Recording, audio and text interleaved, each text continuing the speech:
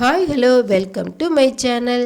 என்னோடய சேனலை இதான் ஃபஸ்ட் டைம் பார்க்குறீங்கன்னா மறக்காமல் சப்ஸ்கிரைப் பண்ணிக்கோங்க. இன்றைக்கி நம்ம சேனலில் என்ன வீடியோ பார்க்க போகிறோன்னா தாய்ப்பாலோட முக்கியத்துவத்தையும் அதை நான் என்னோடய பேபிக்கு எவ்வளோ நாள் நான் கொடுத்தேங்கிறதையும் அதை எந்த ஸ்டேஜில் எப்படி நான் ஸ்டாப் பண்ணேங்கிற என்னோடய எக்ஸ்பீரியன்ஸை நான் உங்களோட ஷேர் பண்ணிக்க போகிறேன். ஃபஸ்ட்டு தாய்ப்பாலை பற்றி நம்ம பார்த்துடலாம். குழந்தை பிறந்த முதல் நாள்லேருந்து முதல் 6 மாதங்களுக்கு தாய்ப்பால் மட்டுமே கொடுக்கணும்னு என்னோடய டாக்டர் எனக்கு அட்வைஸ் பண்ணியிருந்தாங்க. அதே மாதிரி என்னோடய பாப்பாவுக்கு நான் 6 மாதம் வரைக்கும் தாய்ப்பால் மட்டுமே தான் கொடுத்தோம். அதுக்கப்புறம் doctor ragi, apple puree, carrot puree, beetroot puree, fruits பார்த்திங்கன்னா சப்போட்டா, பப்பாளி, இந்த மாதிரி இதெல்லாம் ஃப்ரூட்ஸ்லாம் கொடுக்க சொல்லியிருந்தாங்க. சக்கரவள்ளி கிழங்குலாம் வேக வச்சு மசிச்சு கொடுக்க சொன்னாங்க. அதே மாதிரி ஃபுட்டெல்லாம் கொடுத்தோம். அந்த முதல் 6 மாதத்திலே பார்த்திங்கன்னா நம்ம தாய்ப்பாலில் என்னெல்லாம் சத்துக்கள் இருக்குதுன்னு நம்ம எல்லாருக்குமே தெரியும். அதிகமான புரோட்டீன், கால்சியம் எல்லாம் நிறைந்த தாய்ப்பால் கொடுக்க சொல்லியிருந்தாங்க. அது கொடுத்துட்டு இருக்கும்போதே பார்த்திங்கன்னா அதில் விட்டமின் டி நம்ம குழந்தைக்கு போதுமான அளவு கிடைக்காது அப்படின்னு சொல்லி என்னோட பாப்பாவுக்கு அயர்ன் ட்ராப்ஸும் விட்டமின் டி ட்ராப்ஸும் டாக்டர் 1 இயர் வரைக்கும் நம்ம கம்ப்ளீட் பண்ணணும். பேபி நல்லா நடந்ததுக்கப்புறம் தான் நம்ம ட்ராப்ஸ் ஸ்டாப் பண்ணணும், அது வரைக்கும் நம்ம கண்டினியூ பண்ணணும்னு சொல்லியிருந்தாங்க. நாங்களும் அதே மாதிரியே 1 இயர் வரைக்கும் அயர்ன் ட்ராப்ஸும் விட்டமின் டியும் கண்டினியூ பண்ணோம். அப்புறம் காலையிலையும் சாயங்காலம் வெயில்லையும் குழந்தை ஸ்கின் படுற மாதிரி நல்லா வெயிலில் காட்டணும்னு சொல்லியிருந்தாங்க.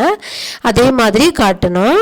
அதுக்கப்புறம் பார்த்திங்கன்னா 6 மாதத்துக்கு அப்புறம் இந்த இணை உணவுகள் எல்லாமே ஸ்டார்ட் பண்ணோம். ராகி, ஆப்பிள், வெஜிடபிள் பியூரி எல்லாமே கொடுத்தோம். ஹோம்மேடு சர்லாக் எல்லாமே நாங்கள் வீட்டிலே ரெடி பண்ணி கொடுத்தோம். அதுக்கப்புறம் பார்த்திங்கன்னா ஃபீடிங் எந்த ஸ்டேஜில் ஸ்டாப் பண்ணேன் அப்படின்னு சொல்லி பார்த்திங்கன்னா நான் 1 இயர் 10 மந்த்தில் தான் என்னோடய பாப்பாவுக்கு நான் ஃபீடிங் ஸ்டாப் பண்ணினேன். நான் 2 இயர் வரைக்குமே கம்ப்ளீட் பண்ணணும், கொடுக்கணும் குழந்தைக்கு அப்படின்னு சொல்லி நான் முடிவெடுத்திருந்தேன். ஆனால் 1 இயர் கொஞ்சம் நாள்லேயே பார்த்திங்கன்னா 1.5 வயசு முடிஞ்ச உடனே அவங்க ஃபீடிங்காக நைட்லாம் ரொம்ப தூங்காமல் என்னை ரொம்பவே தொந்தரவு பண்ணாங்க. அதனால் அவங்களோட தூக்கமும் கெட்டுச்சு, என்னையும் ரொம்பவே தொந்தரவு பண்ணாங்க. அதுக்காக பார்த்திங்கன்னா அந்த ஃபீடிங் டைம் வந்தாங்க. அவங்க சாப்பாடு கூட எடுத்துக்காமல் அந்த பால் ஞாபகத்திலே சாப்பாடையும் தவிர்த்துக்கிட்டே வந்தாங்க. ஸோ இதுக்கு மேலே நம்ம ஃபீடிங் கொடுக்க வேண்டாம், ஸ்டாப் பண்ணிடலாம் அப்படின்னு சொல்லி நான் அந்த டைமில் நான் முடிவு பண்ணிவிட்டு பார்த்திங்கன்னா எடுத்த உடனே நம்ம ஃபீடிங்கை ஸ்டாப் பண்ணக்கூடாது. இந்த குழந்தைங்களுக்கு எல்லா சத்துக்களையும் நாம் எல்லா சாப்பாட்லேயும் நம்ம கொடுக்குறோமா, வெஜிடபிள்ஸு, நல்லா ஃப்ரூட்ஸு, அவங்களுக்கு தேவையான ப்ரோட்டீன், நல்லா முட்டை, இதெல்லாம் பருப்பு, சோறு, இதெல்லாம் நல்லா அவங்களுக்கு நம்ம கொடுத்து நல்லா பழகி இருக்கணும்.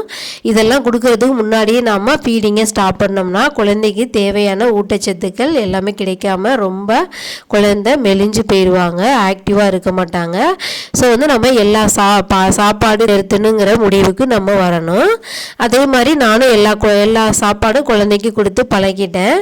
ஸோ 1 இயர் 10 மந்த்தில் ஃபீடிங்கை ஸ்டாப் பண்ணணும்னு முடிவு பண்ண உடனே எடுத்தோடனே நான் உனக்கு ஃபீடிங்கை நான் தரமாட்டேன் அப்படின்னு சொல்லி குழந்தைய நான் கஷ்டப்படுத்தலை.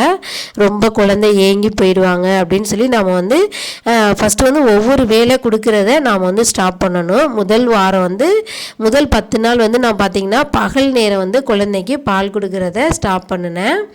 அதுக்கப்புறம் பார்த்திங்கன்னா காலையில் ஒரு டைம் ஃபீட் பண்ணுவாங்க, மத்தியானம் ஒரு டைம், அப்புறம் ஈவினிங் ஒரு டைம். அந்த 3 வேளையும் ஃபஸ்ட்டு நான் குழந்தைக்கு கொடுக்காம அந்த டைம் அவங்கள நான் டைவர்ட் பண்ணுவேன். நல்லா அந்த ஃபீடிங் கொடுக்குற அந்த டைம் பார்த்திங்கன்னா அவங்களுக்கு பிடிச்சமான ஃப்ரூட்ஸு, இந்த மாதிரி பொட்டுக்கடலை, வேர்க்கடலை, இந்த மாதிரிலாம் கொடுத்து மைண்டை டைவர்ட் பண்ணி விளையாட வச்சு அவங்களுக்கு பிடிச்ச ரைம்ஸ்லாம் நல்லா பாடி காமிச்சு அவங்கள அந்த ஞாபகத்துலேருந்து கொஞ்சம் கொஞ்சமாக நான் டைவர்ட் பண்ணேன். அந்த டைம் பார்த்திங்கன்னா உங்களுக்கு பால் நமக்கு சுரந்துக்குமா, ஐயோ பால் கட்டிக்கிச்சுன்னா ரொம்ப பெயின்ஃபுல்லாக இருக்கும், ஃபீவர் வரும் அப்படின்னு சொல்லி கேட்டிங்கன்னா எனக்கு அந்த மாதிரி எதுவும் இல்லை.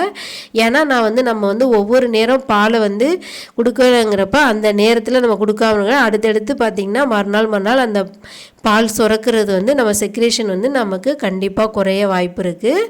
எனக்கு அந்த மாதிரி பால் கட்டுறது அந்த மாதிரி இதெல்லாம் எந்த தொந்தரவும் இல்லை. ஸோ ஒவ்வொரு டைம் நான் ஸ்கிப் பண்ணிவிட்டு பகல் நேரமும் ஸ்கிப் பண்ணிட்டேன். அப்புறம் பார்த்திங்கன்னா 10 நாளுக்கு அப்புறம் இரவு நேரத்தில் நம்ம பால் கொடுக்குறத நிறுத்தணும்னு சொல்லி அந்த தூங்க போகிற டைம், இடையில ஃபீட் பண்ணுற டைம்லாம் நான் கட் பண்ணினேன். அந்த டைம் வந்து அவங்கள நல்லா தொட்டில்ல அவங்க நைட் வந்து அவங்களுக்கு நல்லா நல்லா சாதம் பருப்பு இந்த மாதிரிலாம் நல்லா சாப்பாடு நல்லா நல்ல ஸ்டமக் நல்லா ஃபில் பண்ணி தொட்டியில் ஆட்டி தூங்க வச்சுருவேன். இடையில வந்து அவங்களுக்கு வந்து அந்த பால் ஞாபகம் முழிக்கிற டைமில் வந்து பார்த்திங்கன்னா தண்ணி தான் கொடுத்தேன். ஏன்னா என்னோடய பாப்பா வந்து கவு மில்க்கு எடுத்துக்க மாட்டேன்ட்டாங்க. அந்த மதர் ஃபீடிங் ஞாபகத்துலேயே வந்து வேறு பால் அந்த மாதிரி எதுவுமே அவங்க வந்து எடுத்துக்கல. ஃபார்முலா மில்க்கோ கவு மில்க்கு எதுவுமே அந்த மாதிரி அவங்க எடுத்துக்கல. நான் வந்து இடையில தண்ணி தான் கொடுத்து அவங்கள சமாதானப்படுத்தி தட்டி தூங்க வச்சு பழக்கினேன். ஒரு 10 நாள் அதுவுமே கொஞ்சம் கஷ்டமாக தான் இருந்துச்சு.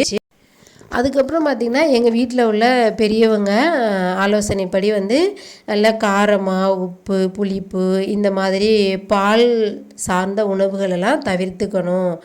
அதெல்லாம் சாப்பிட்டோம்னாக்கா பால் சிறப்பு நான்வெஜ்ஜு இந்த மாதிரி இதெல்லாம் நீ சாப்பாடு வந்து தவிர்த்துக்கணும் அப்படின்னு சொல்லி எங்கள் பெரியவங்களோட அட்வைஸ் இருந்துச்சு. ஸோ வந்து அந்த மாதிரி நான் ஃபாலோ பண்ணேன். அந்த மாதிரி நம்ம பால் சார்ந்த உணவுகளையோ நான்வெஜ்ஜுகளையோ அதிகமான உப்பு காரம் இந்த மாதிரி உணவுகளை தவிர்க்கும் போது நம்ம வந்து ஆட்டோமேட்டிக்காக மில்க் செக்ரேஷன் நமக்கு குறையும்.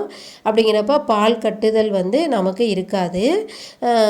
இதே மாதிரியே எல்லாரோட பாடி கண்டிஷனும் இருக்காது. ஏன்னா என்னோடய பாடி இந்த மாதிரி இருந்துச்சு. ஒவ்வொருத்தவங்களுக்கும் ஒவ்வொரு மாதிரி வித்தியாசமாக இருக்கும். அப்படிங்கல சரி நம்ம வீட்டிலே ஸ்டாப் பண்ணிடலாம் அப்படின்னு சொல்லி நினைக்கல. ஒரு சில பேருக்கு பால் வந்து கட்டிக்கும். ஒவ்வொருத்தவங்களோட ஹார்மோன் ஒவ்வொரு மாதிரி இருக்கும். அந்த மாதிரி இருக்கையில் பார்த்திங்கன்னா நம்ம மருத்துவரோட ஆலோசனைப்படியே நம்ம வந்து ஃபீடிங்கை ஸ்டாப் பண்ணுறது ரொம்பவே நல்லதாக இருக்கும் அப்படின்னு நினைக்கிறேன். நான் என்னோடய பேபிக்கு ஃபீடிங் ஸ்டாப் பண்ண எக்ஸ்பீரியன்ஸை நான் அவங்களோட ஷேர் பண்ணிக்கிட்டதில் ரொம்ப மகிழ்ச்சியாக இருக்கேன். நீங்கள் வந்து இந்த வீடியோ பிடிச்சிருந்ததுன்னா லைக் பண்ணுங்கள், ஷேர் பண்ணுங்கள், கமெண்ட் பண்ணுங்கள். என்னோடய சேனலை மறக்காமல் சப்ஸ்கிரைப் பண்ணுங்கள். தேங்க்யூ ஃபார் வாட்சிங்.